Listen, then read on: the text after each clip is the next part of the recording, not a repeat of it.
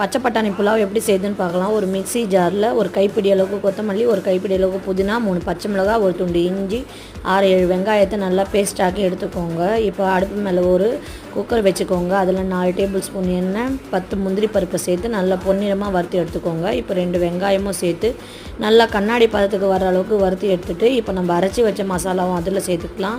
இப்போ 1/2 கப் அளவுக்கு பச்சை பட்டாணி, ஃப்ரெஷ்ஷான பட்டாணி எடுத்து அதில் சேர்த்துக்கோங்க. இப்போ ஒரு வாட்டி நல்லா கலந்து விட்டுட்டு இப்போ அளவு தண்ணியை நம்ம சேர்த்துக்கலாம். இப்போ 1/4 டீஸ்பூன் அளவுக்கு மஞ்சள் தூள், தேவையான அளவுக்கு உப்பு, அரை எலுமிச்சம் பழத்தை பிழிஞ்சு விட்டுக்கலாம். இப்போ ஒரு வாட்டி நல்லா கலந்து விட்டுட்டு தண்ணி நல்லா கொதித்து வரும்போது நம்ம அரிசியை சேர்த்துக்கலாம்.